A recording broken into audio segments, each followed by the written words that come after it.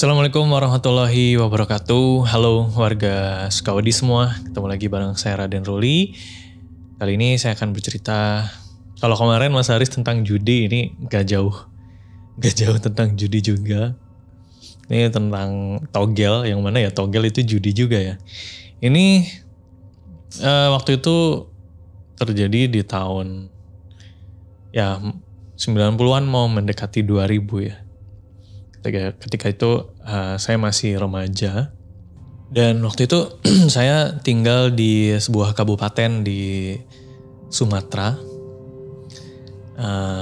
Setelah lulus sekolah waktu itu karena tidak mampu untuk meneruskan kuliah, akhirnya saya memutuskan untuk bekerja, dan pekerjaannya yang waktu itu saya dapetin ya sebenarnya apa aja lah ya untuk dapat duit yang halal gitu. Akhirnya saya dapat link untuk pekerjaan ini ya, tukang bersih-bersih kota. Ya jadi jalanan kayak gitu. Kalau dulu tuh disebutnya pasukan kuning. Jadi kami yang berseragam kuning ini membersihkan jalanan di sekitar kabupaten situ ya. Kalau sekarang nggak tahu apa namanya. Nah dalam pekerjaan saya ini saya punya seorang sahabat. Sebut aja namanya Prapto ya. Jadi kami pagi-pagi banget nih subuh bangun, terus kemudian udah membersihkan beberapa ruas jalan, dan siang tuh kita udah balik. Nanti ada shift berikutnya gitu. Ya kadang kami shift pagi, kadang shift siang ya, gitu-gitu aja. Dan waktu itu saya punya teman namanya Prapto nih, orangnya agak unik. Orangnya ceplas-ceplos ngomongnya, agak serampangan gitu ya. Dan yang sebenarnya bikin saya nggak suka waktu itu adalah si Prapto nih suka banget masang togel. Nah, ya sering karena saya keseharian dengan Prapto gitu ya, sehari-harinya, terus kemudian semakin dekat dan saya dibujuk untuk ikutan main togel. Awalnya saya nolak gitu ya, cuma kesini-sini kok karena ya mungkin karena beberapa kali menang gitu ya. Akhirnya saya jadi ketagihan gitu main togel. Ini jangan ditiru ya, jangan ditiru nih untuk warga desa Sukawadi, karena udah jelas selain dilarang agama, dilarang juga oleh negara gitu ya, judi. Nah, waktu itu Prapto main ke rumah saya. Habis pulang kerja ya, main terus manggil saya waktu itu, ya manggil aja, anggap saja Ruli ya namanya. Rul, saya punya tempat bagus nih untuk dapat nomor togel. Nah, gimana tuh Tok, kata saya. Udah nanti ikut aja, kata si Prapto gitu. Apaan sih, jangan yang macem-macem, kata saya. Enggak, udah pokoknya nanti malam saya samper kamu, kata si Prapto gitu. Oke, waktu itu Prapto datang jam 8:30 ke rumah. Terus ya dia karena anaknya suka ngobrol ya, semua diajak ngobrol tuh, termasuk bapak saya juga. Bapak saya diajak ngobrol, dan akhirnya jam 9 malam tuh bapak saya udah ngantuk. Ya, waktunya tidur juga, akhirnya bapak saya masuk ke dalam, dan jam 9-nya kami bergegas untuk berangkat ke tempat yang dimaksud oleh Prapto. Tempatnya nggak jauh sebenarnya. Ya tapi kalau di jalan kaki ya, dipakai jalan kaki ya lumayan cukup capek sih.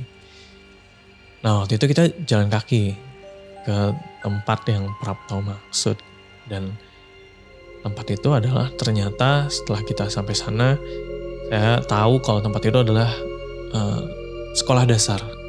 Ya jadi tempat sekolah dasar, di mana di belakang sekolah dasar itu ada makam. Wah, udah mulai kerasa aneh nih buat saya gitu ya. Saya bilang, Tok, kemana ini? Udah, kita ke belakang sekolah. Makamnya itu cuma ada 2 gitu. Nggak tahu waktu itu makamnya siapa ya waktu itu. yang mungkin sebenarnya mau dipindahin tapi nggak bisa atau gimana gitu, atau makam keluarga yang ada di daerah situ, saya nggak ngerti. Makamnya itu cuma ada 2. Nah, Prapto kemudian mendatangi makam itu dan ditaruhlah. Jadi Prapto nih bawa kayak sling bag gitu, kayak tas kecil gitu, dia keluarin 2 butir telur bebek dan ada beberapa bunga yang saya nggak tahu bunga apa. Terus ditaruh lah sama Prapto di makam itu. Terus saya nolak lah, gila aja gitu. Tolonglah, nggak usah yang begini-begini. Udah mah nanyanya sama setan, nanya nomor togel lagi gitu. Jadi dosanya double gitu. Udah pokoknya kata saya, kalau kamu masih mau temenan sama saya, udah nggak usah ngelakuin yang kayak gini-gini, kata saya gitu. Prapto debat lah, enggak kan ini kan kita cuma main-main doang gitu, minta tolong doang. Ya minta tolong kok sama setan, kata saya tuh, nggak usah lah gitu. Akhirnya berdebat sengit lah akhirnya, dan Prapto ngalah gitu. Ya udah nggak jadi katanya gitu. Katanya sih kalau kita melakukan hal itu kita dapat nomor togel yang akurat ya. Tapi ya gak mungkin lah ya yang kayak gitu-gitu.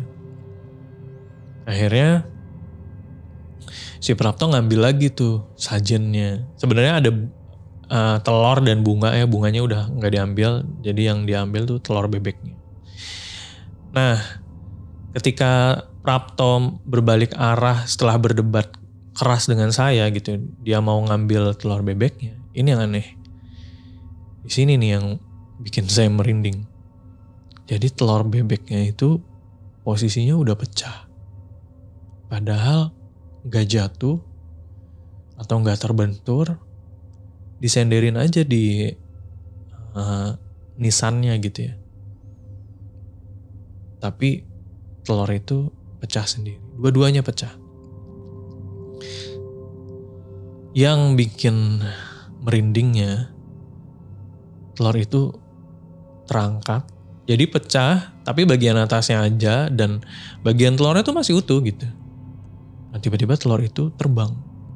Kan 2 tuh, nah yang terbang tuh 1 tuh terbang ke atas, agak tinggi melebihi kita. Wah, kita ngeliatin, wah apa nih? Udah ketakutan, terus tiba-tiba kayak tertuang gitu ke intinya sih kayak ada yang makan si telurnya itu gitu, tapi nggak kelihatan gitu. Terbang terus kemudian terdengar suara gitu. Jadi si telur itu hilang seperti dikunyah dengan cangkangnya gitu ya. Dan kami waktu itu lari kabur. Oh kabur cabut. Kita melewati. Jadi di belakang sekolah tuh kan ada kebun ya, jadi kita melewati kebun itu.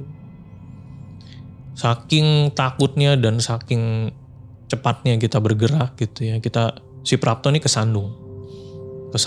Wah, kesandung saya yang lari,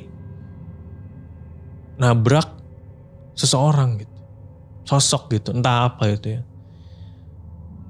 Saya nabrak, ketika nabrak saya lihat, wah.